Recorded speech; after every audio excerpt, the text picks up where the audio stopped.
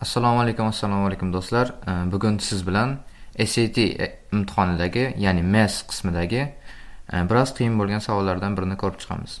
Hop, savolimizni qisqacha tushuntiradigan bo'lsam, bizda mana bunday funksiya berilgan.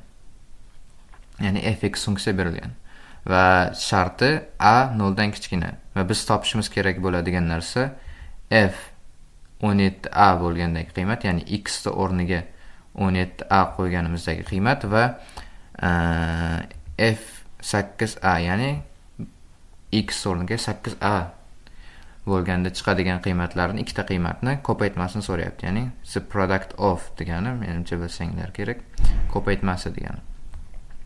Hop, misolimizni tushunib oldik. Eng muhim asosiysi tushunib olish albatta. Hop, endi desmisga o'tsak ham bo'ladi. Hop, desmisimizni ochdik. Hop, o'chirib tashlasamda. Desmisimizni ochdik. Birinchi o'rinda qiladigan narsamiz birinchi 17a ni topish, 17a qo'yib ko'ramiz x o'rniga. Ya'ni x imiz ifodada o'zi bitta. Shuni o'rniga 17a qo'yib ko'ramiz. Hop. Modulning ichida 17a taqsim a minus 16. Bu yerda bizdan a ni qo'shishni so'rayapti desmiz. Bo'lmasa javob chiqmas ekan. Hop, bizga sharti berilgan. Agar yaxshilab qarasaling, a 0 dan kichik deyilyapti. Ya'ni a ni o'rniga minus 1 qo'ysak ham bu shartni qanoatlantiradi. Chunki minus 1 0 dan kichkina. Minus 2 qo'ysak, minus 3 qo'ysak ham bo'laveradi. Muhimi 0 dan kichik bo'lsa bo'ldi. Hop, 17a imizni qo'ygandik ifodaga, minus 33 javobi chiqdi.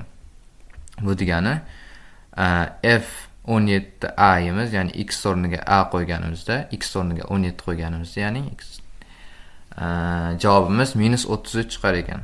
Hop, buni chiroyliroq qilib yozalaylik. Teng minus 33.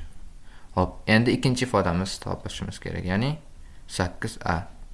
Endi bu safar x o'rniga 8a qo'yishimiz kerak. Hop, mana bu ifodani shunchaki 8 ga o'zgartirib qo'ysak bo'ldi. X o'rniga 8a ni qo'yganimizdagi qiymat shunchaki chiqib keladi. Hop, f o'rniga 8a qo'ysak, ya'ni x o'rniga degani, x o'rniga 8a qo'yganimizdagi qiymat minus 24 chiqar ekan. Hop, hali misolimiz tugamadi. Bizdan so'ragan narsa boya aytganimdek the product of, ya'ni ikkala fx imizda ko'paytmasini so'rayapti bizdan. Minus 33 ko'paytirilgan minus 24 va javobimiz ko'rib turganingizdek 792. Demak, javobimiz 792 ekan va bizda javob chiqdi. Bu 792 nimani anglatadiganlar, qisqacha yana tushuntirib ketaman. Biz bu javobni topishimiz uchun birinchi x o'rniga 17a ni qo'yib hisobladik. Birinchisida 17a qilib hisobladik.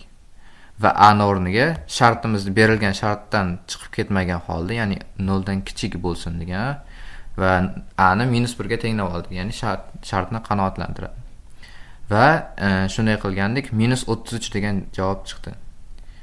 Hop, bu minus 33 birinchi fx funksiyamizning javobi edi.